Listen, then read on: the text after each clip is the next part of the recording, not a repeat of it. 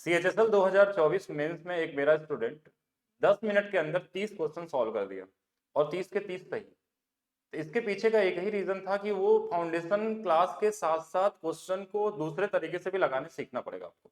Digital सम से भी आपको आना चाहिए, यूनिट डिजिट भी आना चाहिए, आपको एग्जामिनर के माइंड को भी रीड करना होगा कि क्या ऑप्शन दिया है तो कौन सा हो सकता है कौन सा नहीं हो सकता। ये सारी चीजें आप लोग देखेंगे किस तरीके से करना होता है। तो आज हम लोग क्वेश्चन करने वाले हैं CHSL मेंस 2024 के, और हम चेक करेंगे कि क्या सच में 10 मिनट में पॉसिबल है। तो क्वेश्चन देखने के बाद मुझे ये लगा कि हाँ बिल्कुल पॉसिबल है, 10 मिनट भी ज्यादा है कहीं ना कहीं, अगर आप थोड़े से और अच्छे तरीके से पढ़ते तो इस क्लास को स्टार्ट करने से पहले मैं बता दूं कि मेरा एप्लीकेशन है maths by DP sir official है, जिसमें मैथ्स फाउंडेशन बैच है। अगर आप अपने मैथ्स की स्पीड में 10 गुना तेज करना चाहते हैं क्वेश्चन को लगाने के लिए, अगर आपको लगता है कि 30 क्वेश्चन सॉल्व करने में आपसे 20 मिनट लगते हैं 25 मिनट लगते हैं, और अब आप चाहते हैं कि उसको 10 से 12 मिनट में कर दें, अगर आपको बेसिक थोड़ा सा भी आता है और नहीं भी आता तो मैथ्स फाउंडेशन बैच, इसमें ये कोड लगा के MBDP40 लगा के आप 240 रुपए में केवल मिल सकता है। एक मिनिमम प्राइस में एक ऐसा बैच जो आपकी स्पीड को 10 गुना तेज करेगा। कोई भी एग्जाम आपको वनडे एग्जाम देना हो, वो आपका प्री का हो या फिर मेंस का हो या कोई भी एग्जाम हो, सभी के लिए सफिशिएंट होगा। तो देखते हैं क्या ये सही में ऐसे क्वेश्चन आए थे। तो बिल्कुल आए हुए थे। अगर आप क्वेश्चन देखेंगे, कोई भी क्वेश्चन को लगाने से पहले एक बार ऑप्शन पे नजर जरूर जाना चाहिए, क्या पूछा गया इस पे नजर जाना चाहिए। अगर लग रहा है कि उससे काम हो जा रहा तो ठीक है, नहीं तो आप लगाना सॉल्व करेंगे पूरी तरीके से। बेसिक आना भी चाहिए दोनों। जो छोटी संख्या है 9 गुना मान ज्ञात कीजिए, बोला 9 गुना मान ज्ञात कीजिए, तो 9 से कटने वाला आंसर बस ढूंढना है आपको कि 9 से कटने वाला एक ही ऑप्शन दिया है, तो फिर हम पूरा क्वेश्चन क्यों पढ़ें और क्यों लगाएं। अगर मान लीजिए 2 ऑप्शन दिया होता तो फिर क्वेश्चन सॉल्व करते। दोनों चीज आना चाहिए। तो ये था आपका 2 सेकंड वाला क्वेश्चन। चलिए 5 सेकंड मान लेते हैं। कल ही क्लास में आपको मैंने बताया था, सीजल 2024 वाला जो क्लास हम लोग कर रहे थे, कि अगर आपको डिस्काउंट दिया जाए और आपके पास क्या दिया हो, मार्क प्राइस और सेलिंग प्राइस पूछा जाए, तो इसमें 10% अगर दिख गया, मतलब कि 10 वाली धनराशि 9 हो जाएगी डिस्काउंट के बाद, मतलब सेलिंग प्राइस में 9 आएगा, 9 का गुणनफल होगा तो 9 से कटने वाला नंबर चाहिए। यहाँ पे भी 5 कटता है, 7 कटता है, 7 2 9, 6 1 8 कटता है, नहीं कटता है, 8 1 9, 5 4 9 कट गया, तो ये आंसर हो गया। बिना लगाए आपने कर लिया क्वेश्चन का आंसर। अगर मान लीजिए कहीं ऑप्शन मैच आउट करते हैं तो हम इससे भी चेक कर सकते थे, 3/20, तो 20 से 3 कम करके 17 से भी चेक कर सकते हैं, अगर 2 ऑप्शन मैच करता तो। यदि किसी धनराशि में 4 वर्षों का साधारण ब्याज 40 है, तो साधारण ब्याज हर साल बराबर होता है, यानी कि हर साल का कितना 10%। 4 का अगर 40 तो 10, और 4 का CI कितना होता है 4 साल में 10 के हिसाब से, तो 46/4 है। ये पता होना चाहिए। अगर आप तैयारी कर रहे हैं और आप एग्जाम देकर आए हैं तो आपको इतना पता होना चाहिए कि 10 का मतलब 2 साल 21, 3 साल 33.1, 3 4 साल 46.41, कोई भी नंबर हो सबका आइडिया होना चाहिए। सक्सेसिव परसेंटेज में इतनी कमांड होनी चाहिए जो क्लास में आपको सिखाया जाता है। मतलब अगर हमने बोला 15 मतलब 32.25, अगर हमने बोला कि 16 है तो आपके माइंड में एकदम घूमते हुए सीधा आंसर आ जाना चाहिए। जैसे अगर हमने बोला कि 12 है तो आपको 25.44, 8 बोला तो 16.16 हो गया, अगर हमने बोला 10 तो 21 आ जाना चाहिए, अगर हमने बोला 4 तो 8.16 आना चाहिए। ये सारा चीज दिखना चाहिए। तो ये कितना है 46.41%। 46.41% किसका निकालना था। आप बोलेंगे 2 जीरो से परसेंटेज और 2 जीरो से पॉइंट हट गया, बस गुणा करना। 8 एकम 8, 8 चौके 32, 8 छंग 48, 3 51, 8 चौके 32 और 5 37। ये आपका आंसर है। ये भी क्वेश्चन था, 10 सेकंड के अंदर लग सकता है अगर आप करें तो, एक सिंगल लाइन का। अगर किसी को गुणा करने में दिक्कत है, डिजिटल सम लगा के देख लीजिए, यूनिट डिजिट लगा के देख लीजिए, कुछ भी लगा के देख सकते थे। किसी एक घन का पृष्ठीय क्षेत्रफल दिया हुआ है और आयतन पूछा गया। पृष्ठीय क्षेत्रफल कितना होता था, आप बोलेंगे 6a²। इसकी वैल्यू दिया है और आयतन पूछा गया है, मतलब a² का मान तो इसके अंदर छुपा हुआ है। a² का मान इसके अंदर छुपा हुआ है, तो a³ भी आएगा, क्योंकि a³ भी इसी के अंदर है तो इसमें होगा, तो इसी से कटने वाला नंबर चाहिए। 1728 का 2 गुना 3 गुना यही आएगा। 17 का 2 गुना कितना, तो 34, 34 तो 56, ये आंसर होगा। 3 गुना पे क्या है, कोई नहीं आ सकता, नहीं आ सकता, नहीं आ सकता, तो हो गया आंसर। ये भी 2-3 सेकंड वाला था क्वेश्चन। आपको सिर्फ आइडिया लगना चाहिए कि बहुत सारे क्वेश्चन बिना कुछ किए भी लग जाते। पाई का मान, पाई रखना है मतलब मान, पाई का मान रखेंगे तो 11 का मल्टीप्लिकेशन में आएगा।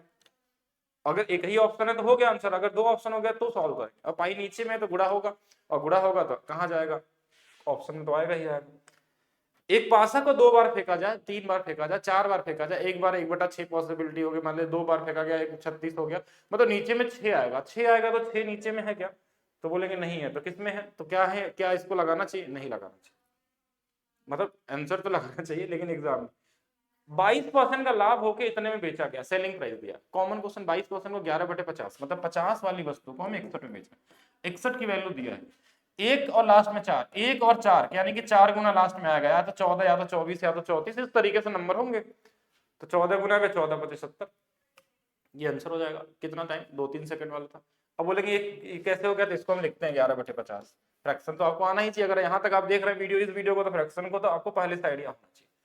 अब यहाँ पे क्वेश्चन दिया थोड़ा कैलकुलेटिव कि 28 तो है, इसमें 15% का छूट दिया गया है, 3/20 यानी कि 20 से कितना होगा 17, 17 से कटने वाला नंबर चाहिए हमको, तो चेक करना पड़ेगा। और चेक करेंगे, इसमें देखिए चारों ऑप्शन पॉइंट में दिया, तो काटने के लिए आपको भाग देना पड़ेगा।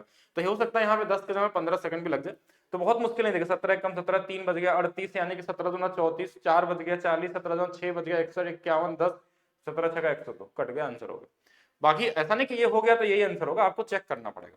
बाकी सारे ऑप्शन चेक करके एक बार जरूरी है कि अगर 2 ऑप्शन ना मैच करे, क्योंकि अगर 2 ऑप्शन मैच करेगा तो आपको दोबारा जाना पड़ेगा, नहीं तो आपके पास 5 भी है, 5 भी है मतलब 1/20, तो 19 से कटने वाला होगा अगर नहीं होगा तो जिस आपके पास 2 ऑप्शन में कैच करेगा तो 19 से कर लेंगे। और बहुत सारे तरीके हो सकते हैं सोचने के लिए। एक कंपनी में काम करने वाले वाणिज्य विज्ञान, कला और इस सब में अलग अलग डेटा दिया हुआ है, और इन आंकड़ों को एक पाई चार्ट द्वारा दर्शा। पाई चार्ट का मतलब होता है एक ऐसा गोला जिसके अंदर में इन सभी को भर दिया जाए, 3 हिस्से अलग अलग बना के, तो पूरे सर्कल की जो वैल्यू होती है 360 होती है। तो ये तो मेंटली लगाने वाला क्वेश्चन है।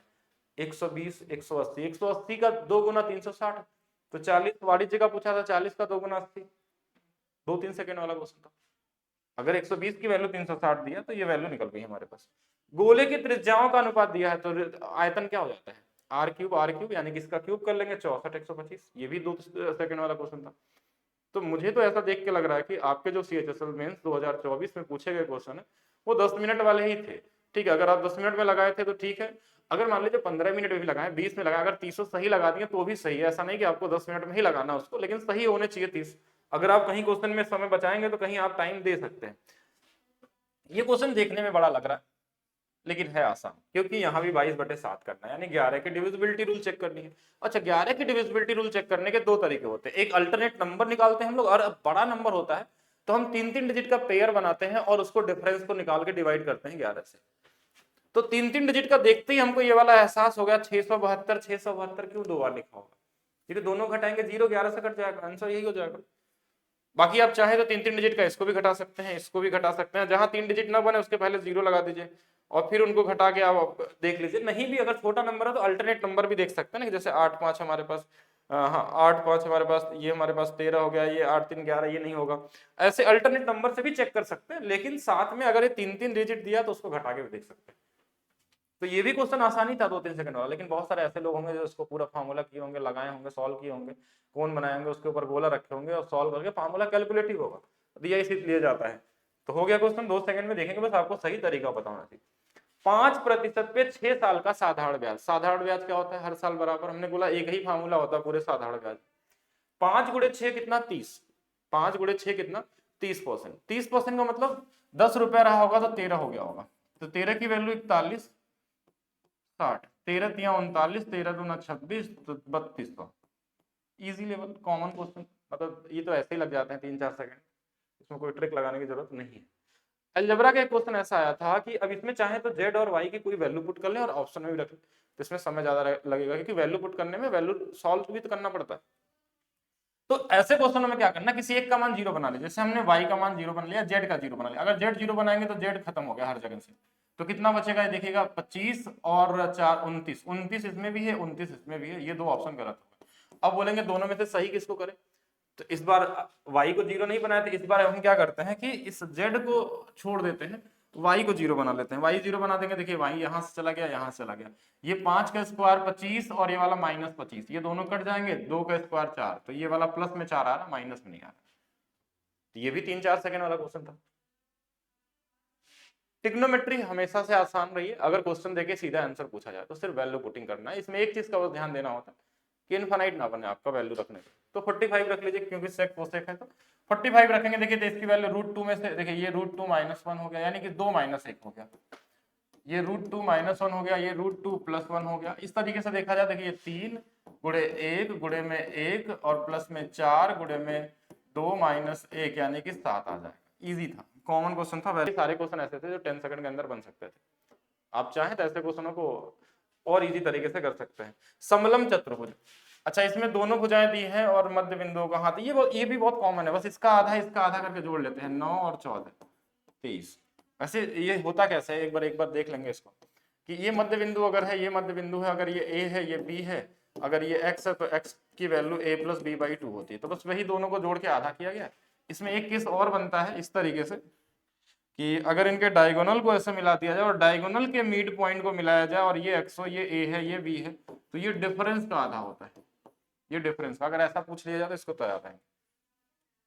अंतःकेंद्र, अंतःकेंद्र क्या होता है, जब ट्रायंगल अंतःकेंद्र में मिलते हैं तो 90 प्लस a बाई 2, बाहर मिलते हैं 90 माइनस a बाई 2, एक अंदर वाला एक बाहर वाला a बाई 2।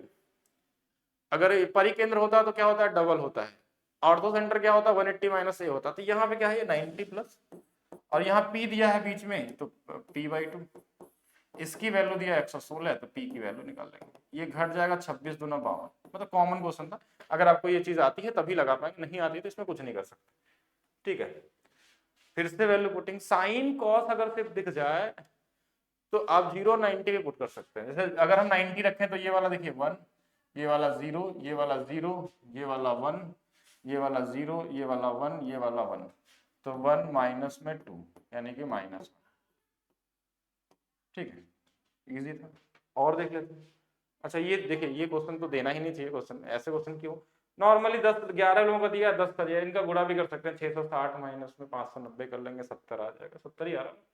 हाँ नहीं तो इनको जोड़ लीजिए तो भी आ जाएगा हमारे पास, 11 59 70। ठीक है, जैसे भी कर लेंगे, ये तो ईजी है, खुद से कर लेंगे।